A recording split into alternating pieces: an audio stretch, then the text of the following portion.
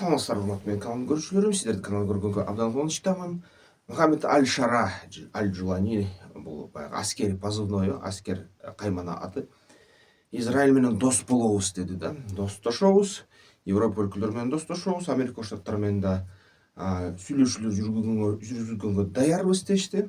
Америка Коштор Штаттарында $10 миллион берет да шаранын башы үчүн. Бирок Америка Коштор Штаттарынын кээ бир сенаторлор айтып баштады, тыңшайбыз, ким билет, балким иштешебиз деп айтып атышат да. Демек, Аль-Шара өзүнүн максатына жетип атат. Түркия менен мындай жакшы карым катнашта. Эми мамлекет куруш керек. Мамлекет куруш үчүн кадимкидей шайланып, президент болуп, бийлик алып колуна, элдин колунан да расмий түрдө, анан албетте баягы өлкөнү кура башташ керек. Ал үчүн катуу, күчтүү душмандар кереги жок да. Ошо менен бирге албетте баягы баары бир Израиль ишенбей, баягы Дамасктан 20 километрге жакын туруп алды. Голан, ошо Жулани деген жуландык деген сөздү, голландык деген сөз. Ошол Голан бийиктиктерин курчап алды Израиль. Газанын ичинде Хамас менен кандайдыр бир сүйлөшүүлөр жүргүздү. Кайсы бир бөлүктөгү 100 мындай барымтага алынган кишилери бар болчу. Ошол 100дөн канча бир бөлүгүн бошотту кайра Израиль. Хамас ошого баягы кичине отту токтотууга, согушту токтотууга макулдугун берди. Ошо менен бирге кечээ жаңылыктар чыкты. Баягы пейджерлер операциясын Израиль 10 жылдан ашык даярдаптыр. Ошо эң алгачкы пейджерлер 2014-жылы сатыла баштаптыр да. Ошол операциянын башталышы 2014-жыл. Ошол жылдан бери бул пейджерлер сатылып, бир нече жыл колдонулуп, анан 2017-жылдан баштап баягы взрывчатка менен коштолуп кетип, взрывчаткага кирип, анан ошо баягы пейджерлерди бир нече рентген менен текшерип, химиктер текшергенде дагы Хезболланын алар таппай коюшуптур ошо взрывчатка экенин. Анын акырында булар деген баягы жардырып көргөндө, жарылгандан кийин анан айтышыптыр, бул бүт баарын партияны жоготуш керек дегенде ошону укканда эле, анткени ал бир гана взрывчатка эмес, пейджер ичинде дагы микрофондор бар болчу. Ошо маалымат тараар менен эле ошондо чечим кылыптыр Израилдин разведкасы баарын жардырганга. Анткени антпесе ошо баары бир пейджерлер ошо тапкан да, Хезболла тапкан, ошонун ичинде бомба бар экен, жана микрофондор бар экен. Анан ошондон баягы шашып булар жардырышты. Анан жардырышканда убактысы да согушка келип калды. Ошон үчүн буларга аябай баягы жөндөмдүү болду да бул спецоперацияны жасаш. Рациялар да болгон албетте. Албетте башка да жабдыктар болгон. Кеп ушу батареяда экен. Пейджерде аябай калың литий-иондук батареясы бар болчу. Ал литий-иондук батареянын ичиндеги кошулма ошо баягы жөнөкөй күндөрү батарея катары иштей берет. Кандайдыр бир атайын сигнал жибергенден кийин, атайын инициация кылгандан кийин бомбадай жарылат да. Ошон баягы 14-жылдан бери даярдашыптыр. Бүгүн 24-жыл, 10 жыл. Анан дагы кошумча айтып кетерик, Израилге албетте баягы Орусия жакында билдирүү жиберген расмий түрдө. Билдирүү боюнча ошо Газадан чыккыла, Сириядан армияны чыгаргыла, эмесе жоопкерчилик тартасыңар деген кандайдыр бир сөз келди да. Иранда болсо, Иранда blackout башталды. Иранда баягы свет жок азыр кышкы маалда. Баягы веердик өчүрүүлөр, свет өчүрүүлөр болуп атат. Ички экономикалык кризис болуп атат. Пезешкиан Масудка канча суроолорду жөнөтпөшсө, ошончо баягы мындай жакшы кабыл алуу болбой жатат. Жакшы ыкма таппай атат Пезешкиан. Кризис уланып атат. Бирок ошону менен бирге Иран кандайдыр бир кыйгачтан жооп берди. Ал жолу эмнени билдирди? Бул деген, мисалы үчүн, Иран Фатх 360 деген ракеталарды жасаган да бир кездерде. Ошол ракетанын негизинде Палестина 2 деген ракета да жасалды. Бул деген гиперзвуктук ракета деп Йемен өкмөтү өзү мактанып атат.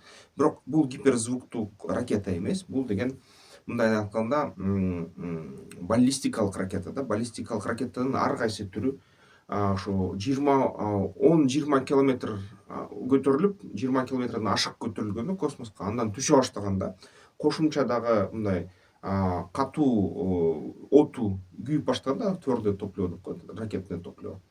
Ал разгон алгандан кийин анын ылдамдыгы 6000 километр саатына, же болбосо кээ бир учурда 18000 километр саатына чейин өсөт. Ошондой катуу ылдамдык менен келаткан ракетаны токтотуш эчтеке токтото албайт да, ошол акыркы дистанцияда. Так ошондой эле Израилдин ошо негизи Йеменден атылгандан кийин, Сауд Арабиясынын асманынан өткөндөн кийин 1-2 ракета атышты Йемен. Ошо Тель-Авивке карай атышты. Израилдин Американын ТААД системасы аны старттан таба албай койду. Анан Хец, баягы праща Давида, Хец стрела Arrow деген система бар. Израиль баллистикалык ракеталар соккон. Анысы дагы тап урбай койду. Могу видеолорду көрсөңөр, биринчи ошол Хец учуп атат. Хец учуп туруп, баягы ракетага аз калганда баягы тийбей калып атат да. Анан дагы ошол темир баягы капкак деген Iron Dome деген системасы дагы иштебей койду да Израилдикке акыркы дистанцияда. Акыркы дистанцияда бирок кармаш мүмкүн эмес да. Ошентип Палестина 2 деген ракета ошо Йемендин өкмөтүнүкү. Израилдин Тель-Авивке так түштү, түшүп туруп ошо өз максатына жетти. 30дан ашык киши, 15 деп расмий айтып атат, 30дан ашык киши жарадар болду Израилде. Анан эң кызыктуусу, ошондон кийин ага чейин биринчи атканда дагы бир нече күн мурда Израиль баягы Ходейданы кайра жардырды, терминал бүт нефттердин баарын өртөп салды. Анан кошумча дагы азыр сокку кылды Йеменге. Эми болсо баягы Тель-Авивке чейин ракета жеткенден кийин ТААД системасы уят болду, Arrow системасы уят болду, албетте баягы Iron Dome системасы дагы уят болду. 3 система уят болгондон кийин эми гана ошо Америка Коштон Штаттарынын администрациясы жана Израиль Йеменге согуш ачалы деген чечим чыгарышты дагы. Йеменге расмий түрдө согуш ачканы жатат да. Жакын ошо портторду бомбалагандан кийин 2-3 күн мурда бул нерселердин баары болду. Азыр болсо толук кандуу баягы Ливандагы Хезболланы кыргандай, жана ошо Сирияда ошол Хезболланын мүчөлөрүн кыргандай эле булар деген толук кандуу Йеменге соккуларды ургандат да. Ошонун аркасы менен Сауд Арабиясы дагы артиллериялык атууларды баштады Йемен тарапты. Хусилер баягы контроль кылган жакты. Анан бул окуядан эмнени түшүнсөк болот?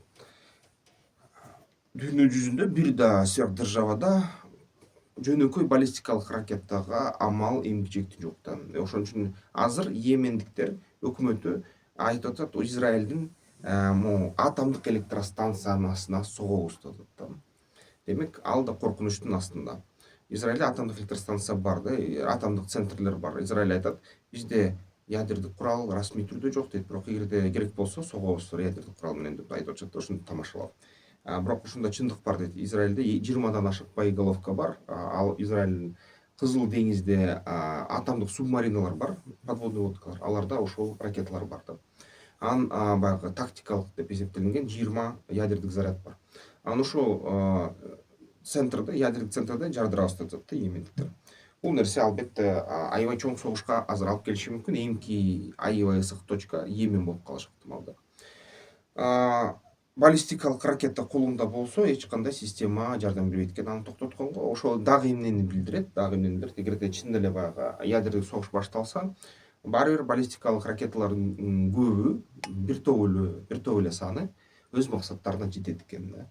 Ошон үчүн Орешниктин деле күчү бар экен да. Мындай айтканда, эгерде Орешник жалгыз болбосо, анда чын эле коркунуч экен. Жалгыз болсо чоң коркунуч эмес, бирок эгерде бир 100дөн ашык болсо, анда Европа өлкөлөрүнө чын эле коркунуч бар. Ошондой силерде ой кандай болуп атат? Ошол ТААД системасы жана Хец системасы уят болгондон кийин адамзатта амал барбы ушул ядердик коркунучтардан коргонууга? Же болбосо жокпу? Ошол боюнча бир ойлоңарды бөлүшсөңүздөр. Анан негизи ушул QR код менен кирип бизнес пландоо курсуна катталгыла. 1-3 күндүн ичинде кат келет. Андан ары баягы бизнес план жазганга, үйрөтүүгө, курска мүмкүнчүлүк аласыздар да. Анда эмесе каналды колдоп койсоңуздар болот, өз ыктыярыңар менен эмки видеолордун көрүшкөнчө. Тактикалык федерациясына мүчөлүккө киргиле, страйкбол ойногула, ден соолукка жакшы.